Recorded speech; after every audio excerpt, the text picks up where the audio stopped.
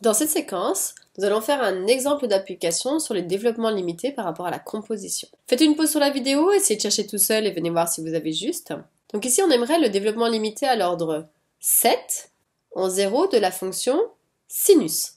Donc c'est sinus de 3t. Donc comparé à la base, d'habitude on a le développement limité de sinus de t. Donc en fait t s'est transformé en 3t.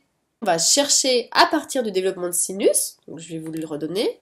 Donc voici le développement limité de sinus x. Donc en fait ce x là, ici, il s'est transformé en 3t. Donc c'est-à-dire que comme t logiquement de la base il tend vers 0, 3t il va bien tendre vers 0. Donc mon changement de variable il est juste. Donc ça veut dire que ici tous les x dans mon développement limité vont devoir se transformer en 3t, sachant que je dois m'arrêter à l'ordre 7. Donc toutes les puissances plus grandes que 7, je n'en veux pas. Donc déjà je regarde. Ici, développement limité, donc ça fait degré 1, degré 3, degré 5, degré 7, a priori d'après c'est degré 9, donc tout ça j'en veux pas. Donc c'est que cette base qui va m'intéresser en transformant tous les x en 3t. Donc pour le premier, donc premier x il va se transformer en 3t. Donc 3t, ensuite moins x au cube sur 3 factoriel va devenir 3t au cube sur 3 factoriel. Alors attention, si vous avez écrit ainsi, c'est faux, puisque c'est tout la variable x qui est mis au cube, donc c'est-à-dire c'est tout le 3t qui est mis au cube. Donc vous ne vous trompez pas par rapport à ça.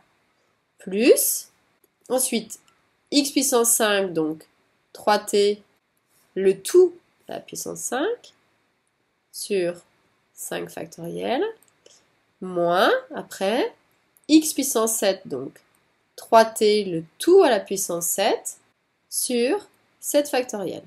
Je suis arrivée à mon degré 7, développement limité à l'ordre de 7, donc ensuite j'accueille le reste. Plus t puissance 7, epsilon de t. Je sais que d'après la composition, tout ce qui ne va pas part dans le reste. Maintenant, j'ai plus qu'à simplifier et calculer.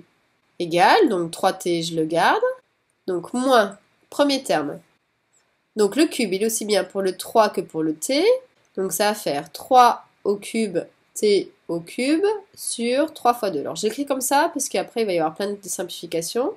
Plus 3 puissance 5, t puissance 5, parce que ça c'est pour tout le monde. Donc sur 5 factoriel, donc 5 factoriel c'est 5 fois 4 fois 3 fois 2 fois 1, c'est-à-dire 120.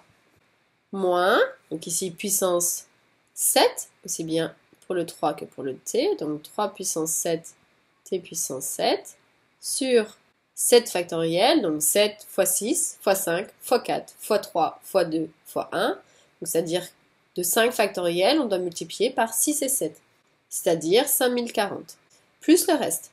Donc on va simplifier tout ça, égale 3t moins, donc ici t au cube, 3 au cube sur 2 fois 3, donc il y a des 3 qui vont se simplifier. Ici, il va me rester une puissance de 2. Donc ça va faire 9 demi de t cube. Plus, donc 3 puissance 5 sur 120, ça va faire 81 sur 40 t puissance 5.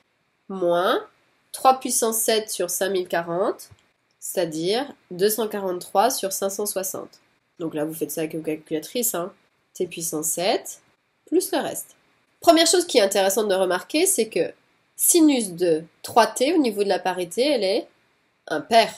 Donc c'est normal que je n'ai que des puissances ici impaires. Et ensuite, pour vérifier, tracer les deux fonctions. Donc cette fonction-là plus la partie régulière, c'est-à-dire ce polynôme-là de degré 7, logiquement, elles doivent coïncider au voisinage de 0.